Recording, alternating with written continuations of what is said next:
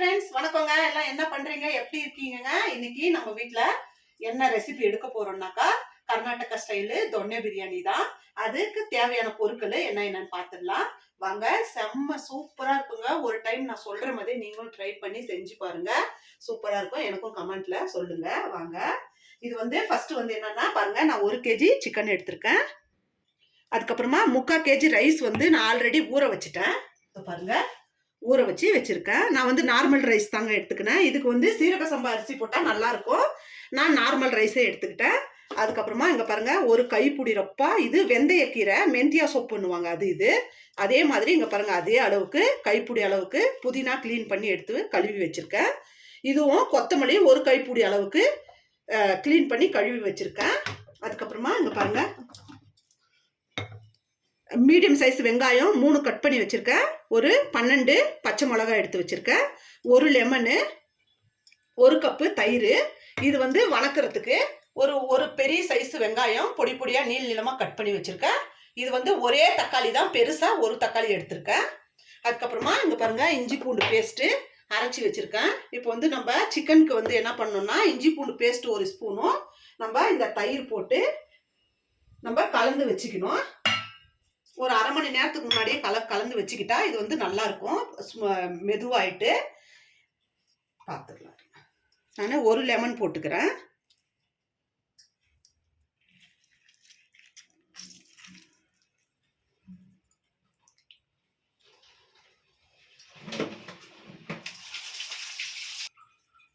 இங்க பாருங்க, 1 ஸ்பூனு மிளகாத்தூள், கொஞ்சமா மஞ்சள் தூள் போட்டிருக்கேன், 1 ஸ்பூனு தனியாத்தூள் போட்டிருக்கேன். பாருங்க, அரைச்சி வச்சதுல 1 ஸ்பூனு இஞ்சி பூண்டு பேஸ்ட் போட்டுக்கிறேன். ஒரு 1.5 ஸ்பூன் போட்டுக்கிறேன் நான், போதும். இப்போ இது என்ன பண்ணணும்னா, எல்லாமே நல்லா மிக்ஸ் பண்ணணுங்க. நம்ம பச்சை மிளகா வச்சிருக்கோம், அதுக்கு தகுந்த மாதிரி தான் காரம் போடணும். நான் 1 ஸ்பூன் மட்டும் போட்டிருக்கேன். இப்போ இதை மிக்ஸ் பண்ணி வச்சிடலாம்.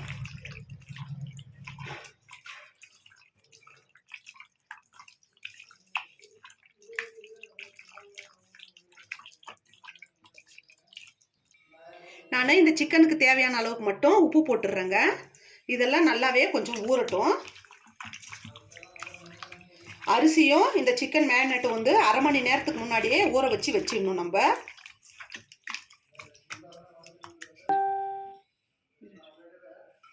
இங்கே பாருங்க, நல்லா கலந்தாச்சு. இப்போ நான் இதை மூடி ஒரு அரை மணி நேரம் வச்சிடுறேன். இப்போ இந்த புதினா, வெந்தயக்கீரை, இந்த கொத்தமல்லி, இதை பச்சை மிளகாயும் வெங்காயமும் தனியாக கொஞ்சமாக எண்ணெய் விட்டு நல்லா கண்ணாடி பதத்துக்கு இதை வறுத்து நம்ம செப்பரேட்டாக எடுத்துக்க போகிறோம். அதுக்கப்புறம் இது கீரை கொத்தமல்லியெல்லாம் நல்லா சுருங்கி வர மாதிரி வறுத்து நம்ம எடுத்து வச்சுக்கிட்டு அரைச்சி தாங்க செய்ய போகிறோம். இதெல்லாம் வாங்க, கடாய் வச்சு அது அரைக்கிறதுக்கான மசாலா எல்லாம் நம்ம வணக்கி எடுத்துடலாம். கடாய் சூடாகட்டும், கொஞ்சமாக எண்ணெய் விட்டுக்கலாம். இப்போ இந்த எண்ணெயில் நான் இந்த வெங்காயம் பச்சை மிளகாய் இருக்கு இல்லைங்களா, இதை நல்லா கண்ணாடி பதத்துக்கு வறுத்து எடுத்துக்கிறேங்க.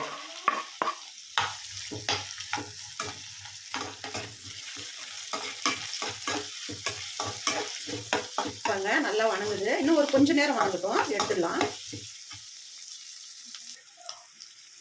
இவ்வளோ வணங்கினா போதுங்க. இதை அரைக்கிறது தான் நம்ம.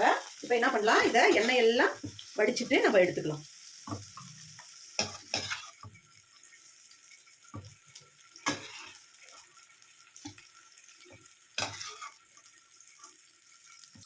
இங்கே பாருங்க, நல்லா வணக்கி எடுத்தாச்சு. இப்போ நம்ம இந்த எண்ணெயிலே இன்னும் கொஞ்சம் ஒரு 2 ஸ்பூன் எண்ணெய் நான் ஊற்றுறேன். ஊற்றிட்டு என்ன பண்ணலாம், இப்போ இந்த கீரை வகையெல்லாம் வச்சுருக்கேன் இல்லையா, இது எல்லாமே போட்டு இதிலே நல்லா வணக்கி எடுத்துக்கலாம். இதுவும் அரைக்கிறது தாங்க. இதை ரொம்ப வணக்கணும்னு தேவையில்லைங்க, ஏன்னா அந்த க்ரீனிஷ் போயிடும். நம்ம வேறு எந்த ஃபுட் கலரும் இதில் சேர்க்குறதில்ல. சும்மா இது வணங்கினா மட்டும் போதும். இப்போ நல்லா ஒன்றா அப்படியே சுருண்டு வந்துடுச்சு பாருங்க. எல்லாமே கொஞ்சமாக ஆயிடுச்சு பாருங்க. போடும்போது நிறையா இருந்துச்சு இல்லைங்களா, எண்ணெயில் போட்டு வணக்கிறதும். இது ஏன் எண்ணெயில் வணக்கிறோம் அப்படின்னா, நம்ம அந்த எண்ணெயில் போட்டு வணக்கும் போது அந்த பச்சை தன்மை மாறாத அப்படியே இருக்கும். அது நல்ல கலர் கொடுக்குங்க ஃபுட்க்கு, அதனால தான். இப்போ இது போதும்னு நினைக்கிறேன். இப்போ இதை எடுத்துடலாம். எடுத்துட்டு ஆற வச்சு அரைச்சிக்கலாங்க. இப்போ இந்த கீரையும் ஆற வச்சுட்டு நான் ஒரு பெரிய பிரியாணி பாத்திரம் எடுத்திருக்கேன்.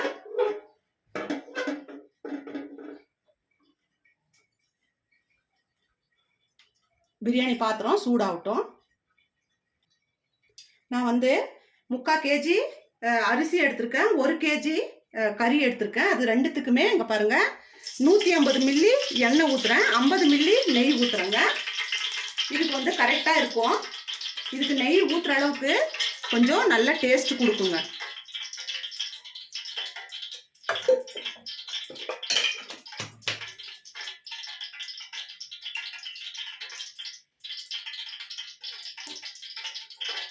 நான் ஒரு 2 ஸ்பூன் நெய் தான் இப்போ ஊற்ற போகிறேன். அதுக்கப்புறமா மேலால் நெய் ஊற்றிட்டு நம்ம தம் போடுறோம்.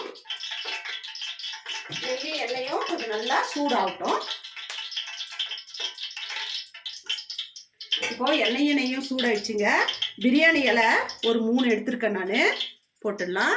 இதில் வந்து இங்கே பாருங்கள், மராட்டி மொக்கு 1, பெரிய சைஸு ஏலக்காய் 1 எடுத்திருக்கேன், சின்ன சைஸு ஏலக்காய் 2, பட்டை 3, லவங்கம் 3, சாய் ஜீரா கொஞ்சம் எடுத்திருக்கேன். அதுக்கப்புறமா ஜாதிக்காவை உடச்சி கொஞ்சம் எடுத்திருக்கேன். அப்புறமா ஸ்டார் பூ 1 எடுத்திருக்கேன். இது எல்லாமே போட்டுடலாம். கல்பாசி கூட கொஞ்சம் எடுத்திருக்கேங்க. நான் எல்லாமே கொஞ்சம் பொடிச்சு போட்டிருக்கேன். இப்போது இந்த ஒரு வெங்காயம் நம்ம கட் பண்ணி வச்சோம் இல்லைங்களா, இது மட்டும் போட்டுருக்கேன். இது நல்லா பொன்னிறமாக வணங்கணும். அந்த வெங்காயம்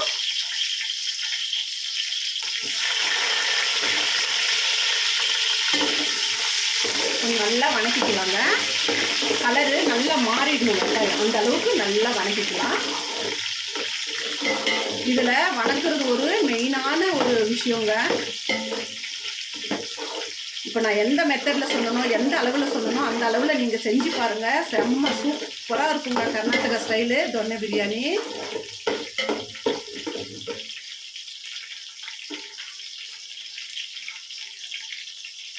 வெங்காயம் நல்லா வணங்கிட்டு வருங்க.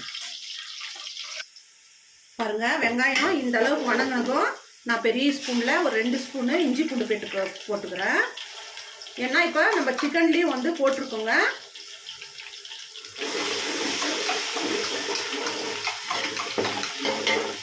இது அளவுன்னா ஒரு 3 பூண்டு, ஒரு பெரிய துண்டு இஞ்சி, அவ்வளோதாங்க.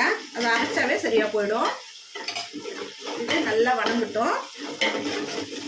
இது பாதி பச்சை வாசனை போன உடனே என்ன பண்ணலாம், இந்த வெட்டி வச்சிருக்கிற ஒரே ஒரு தக்காளியும் இதில் சேர்த்துக்கலாங்க. நல்லா குழஞ்சி வரணும்.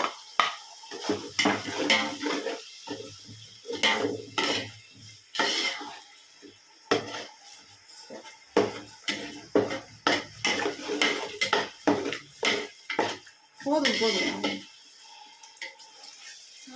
கை சுட்டுக்குச்சு. இது நல்லா வணங்கட்டுங்க. பார்க்கலாம், இந்த தக்காளி வணங்குறதுக்கோசரம் நம்ம இதை மூடி வைக்கலாம்.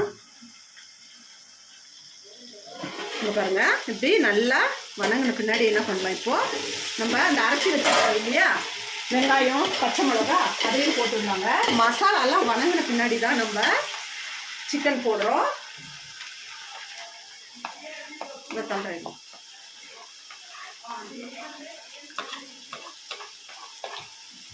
இப்போ இதை நல்லா வணக்கிக்கலாம்.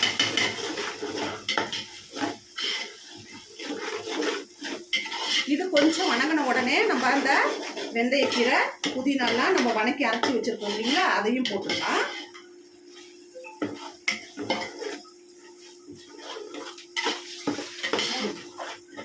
கொஞ்சம் நேரம் மூடி வைக்கலாம்.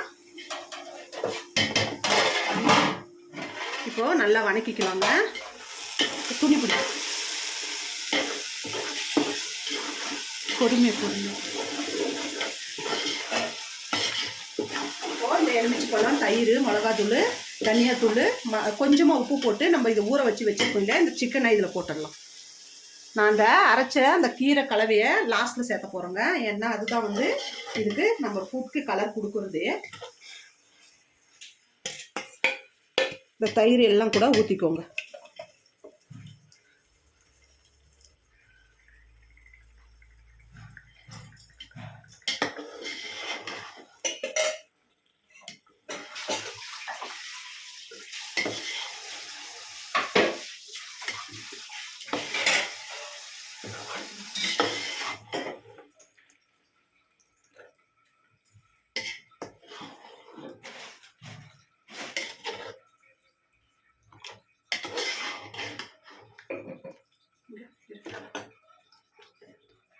இப்போது இதுக்கு தேவையான அளவுக்கு உப்பு ஆல்ரெடி நம்ம சிக்கனில் போட்டிருக்கோம், பார்த்து போட்டுக்கோங்க. ஒரு கலாரிட்டு நம்ம மூடி வச்சிடலாம். அந்த தயிரெல்லாம் பச்சை வாசனை போகிற அளவுக்கு வேகட்டுங்க.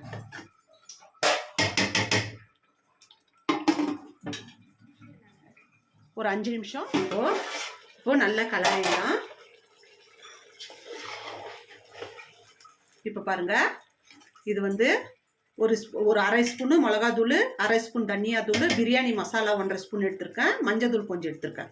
இப்போ இது எல்லாமே போட்டுட்டு எல்லாம் இது ஒன்று சேர்ந்து வர்ற மாதிரி நல்லா வேக வச்சுக்கணுங்க.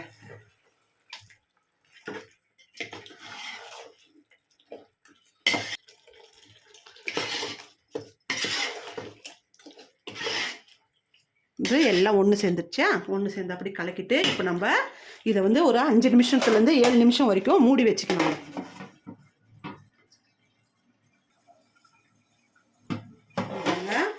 நல்லா ஒன்றா சேர்ந்து திரண்டு வருது. இப்போ நம்ம அந்த அரைச்சி வச்சுருக்கோம் இல்லைங்க, புதினா, கொத்தமல்லி, நம்ம வெந்தயக்கீரை அதையும் போட்டுடலாங்க. அதை போட்ட உடனே கலர் பாருங்கள் எப்படி மாறும்னுட்டு. இங்கே பாருங்கள், நல்லா நைஸாக அரைச்சி வச்சுருக்கேன். எப்படி இருக்குது பாருங்கள், நல்லா க்ரீனாக. ஏன்னா நம்ம எண்ணெயில் வணக்கியிருக்கோம் இல்லைங்களா, அந்த க்ரீனஷ் வந்து போவாதுங்க. இப்போ இது இருக்கட்டும், அப்புறமா ஊற்றிக்கலாம் தண்ணி கலக்கி.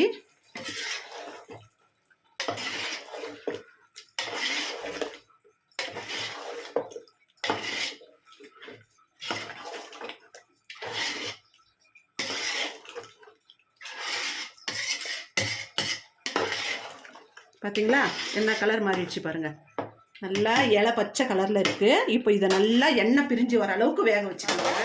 செம்மையாக இருக்குது பாருங்கள். கலர் பார்த்தீங்களா எப்படி சேஞ்ச் ஆகிடுச்சு? இலை பச்சை கலரில் இருந்துச்சா, இப்போ அப்படியே திக்கு பச்சை கலரில் வந்துருச்சு. இப்போ இந்த ஸ்டேஜில் என்ன பண்ணலாம் பாருங்கள், இதுலேயே பாருங்கள் நிறைய தண்ணி விட்டுருக்கு.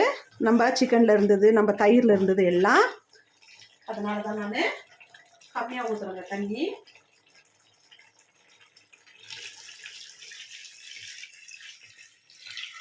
நான் அந்த மிக்சி ஜாரெல்லாம் கழுவிட்டேன் இதுலேயே, அதனால் பச்சையாக இருக்குது தண்ணிங்க.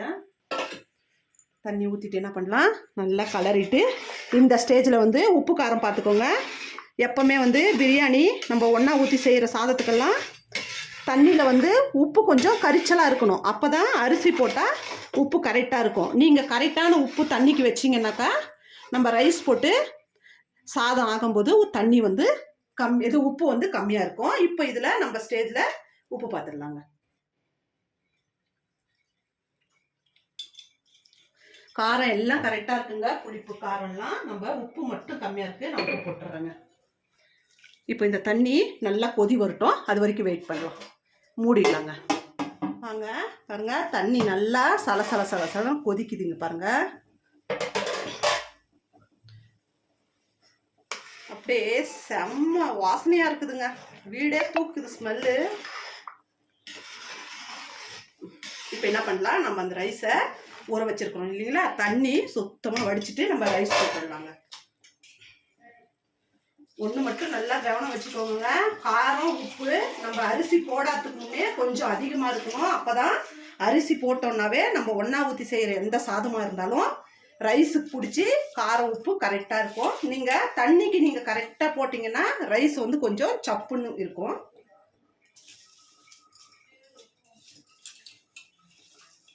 அதே மாதிரி மசாலாங்க நல்லா பிரியாணியில் எண்ணெயிலேயே வணங்கணும், அதுதான் டேஸ்ட் கொடுக்குறது. வெங்காயம் நல்லா பச்சை இதெல்லாம் போயிட்டு நல்லா ப்ரௌன் கலராக வெந்த பின்னாடி போட்டிங்கன்னா மற்றதெல்லாம் நல்லா இருக்குங்க. மெயினாக பிரியாணியில் வணக்கிறது இந்த உப்பு காரம் கொஞ்சம் அரிசிக்கு போடாததுக்கு முன்னே கொஞ்சம் அதிகம் வைக்கிறது. இது மட்டும் இருந்ததுனாவே சூப்பராக இருக்குங்க சாப்பாடு.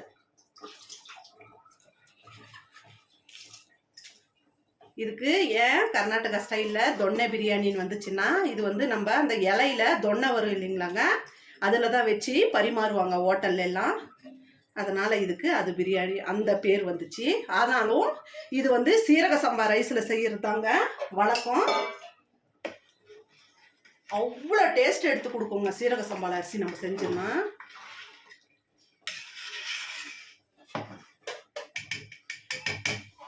இப்போது இதை மூடி வச்சுட்டு நல்லா வேகட்டுங்க, நம்ம பார்க்கலாம்.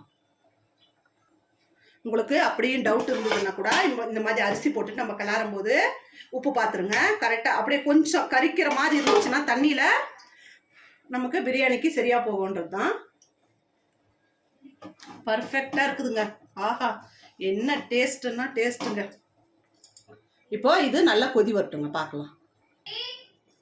இப்போ பாருங்க, நல்லா தளன்னு கொதிக்குது. இப்போ ஒரு டைம் கலரிடலாங்க. ஏன்னா இதில் நம்ம எல்லாமே அரைச்சி விட்டுருக்கோம். சில நேரத்தில் அடி பிடிக்கிறது ஆகும்.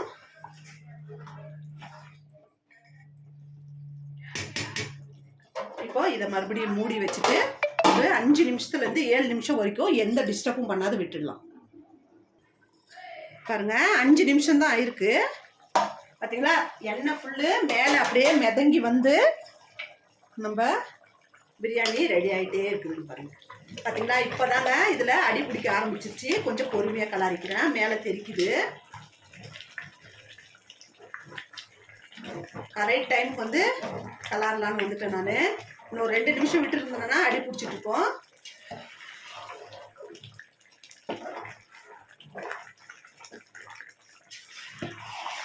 கலர் பார்த்தீங்களாங்க, எப்படி இருக்கு பார்த்தீங்களா? கலரு நல்ல ஒரு கிரீனிஷா சூப்பராக இருக்கு பாருங்க. இப்போ இதை என்ன பண்ணலாம், ஸ்டவ்வை மீடியம் ஃப்ளேமில் வச்சுட்டு ஒரு 7 நிமிஷம் அப்படியே விட்டுடலாங்க. அதுக்கப்புறம் ஒரு 3 நிமிஷம் தம் போட்டால் பிரியாணி ரெடி ஆகிடும். இப்போ ஒரு 7 நிமிஷம், 5லேருந்து 7 நிமிஷம் வரைக்கும் இந்த மீடியம் ஃப்ளேம்லேயே வந்து நல்லா வெந்து வரட்டும். ஏன்னா பாதி அரிசி தான் வெந்திருக்கு, இன்னும் பாதி அரிசி வேகணும். 5 நிமிஷம் ஆயிடுச்சு.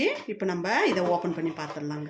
இங்கே பார்த்தீங்களா, நான் என்ன சொன்னேன், மீடியம் ஃப்ளேமில் 5 மினிட்ஸ்லேருந்து 7 மினிட்ஸ் வரைக்கும் வச்சாலே சூப்பராக வெந்துடுங்க பாருங்க.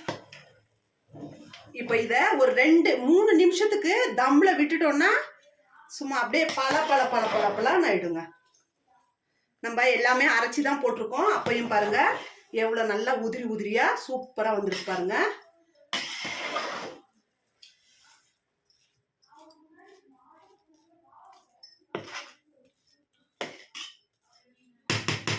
இப்போ இதை என்ன பண்ணிடலாம், எல்லாம் சமமாக்கி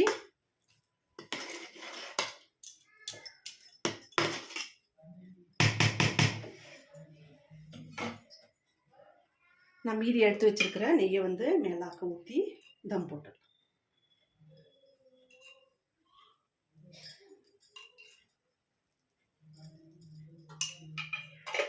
இப்போ இது என்ன பண்ணுறேன்னா சிம்மில் வச்சுட்டு ஒரு 3லேருந்து 4 நிமிஷம் வரைக்கும் தம் போட்டுடலாங்க. நான் வந்து மேலே வந்து சின்ன உரலை வைக்க போகிறேன். இங்கே பாருங்க, இவங்களுடைய ஆவியை வெளியே விடாத உள்ளே போட்டு அழுத்தி பிடிச்சி ஒரு தம் போட்டுடலாம், அவ்வளோதான். இப்போ நான் இன்னுமே லோவாக வச்சிருக்கேன் அடுப்பு. சும்மா சிம்முங்க, ரொம்ப சிம்மு, ரொம்ப லோவில் வச்சுட்டு 3லேருந்து 4 நிமிஷங்க சூப்பராக ரெடி ஆகிடும். பார்த்துடலாம். தம்மே முடிஞ்சுங்க, பார்த்துடலாமா எப்படி இருக்குன்னு. இங்கே பாருங்க, அப்படியே ரைஸு இங்கே பாருங்க எப்படி வெந்திருக்கு பார்த்தீங்களா.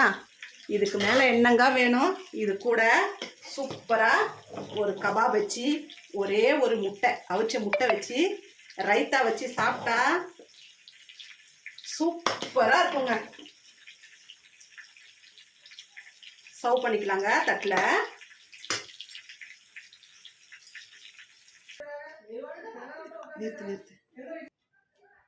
சூப்பராக ரெடி ஆயிடுச்சுங்க. இதோ சர்வ் பண்ணியாச்சு. இதை விட என்னங்க வேணும்? இது கூட ஒரு முட்டை, இதோங்க சூப்பரான ஒரு கபாபு, தொட்டு சாப்பிட்றதுக்கு நல்லா ஆனியன்னு குக்கும்பர் எல்லாம் போட்ட ஒரு ரைத்தா. இருங்க, எப்படிங்க இருக்கு? சூப்பராக இருக்குங்களா? இதே மாதிரி இதே மெத்தடில் நீங்கள் ஒரு டைம் ட்ரை பண்ணி பார்த்துட்டு எப்படி இருந்துச்சுன்னு நம்ம சேனலுக்கு ஒரு மெசேஜ் போடுங்க. இந்த வீடியோ உங்களுக்கு பிடிச்சிருக்குன்னு நினைக்கிறேன். உங்களுக்கும் ஏதாவது ரெசிபி வேணும்னாலும் அக்கா கிட்ட மறக்காமல் கமெண்ட்டில் சொல்லுங்கள். என்னால் முடிஞ்ச அளவுக்கு சீக்கிரம் நான் எடுத்து போடுறேன். வாங்குங்க, லஞ்ச் ரெடி ஆகிடுச்சு, நம்ம வீட்டில் சாப்பிடுவீங்க. புதுசாக நம்ம வீடியோவை பார்க்குறவங்களா இருந்தீங்கன்னா சப்ஸ்கிரைப் பண்ணுங்கள், ஷேர் பண்ணுங்கள், கமெண்ட் பண்ணுங்கள். நான் உங்களை இன்னொரு வீடியோவில் பார்க்குறேன். இவ்வளோ நேரம் பொறுமையாக நம்ம வீடியோ பார்த்ததுக்கு ரொம்ப தேங்க்ஸுங்க. பாய்ங்க.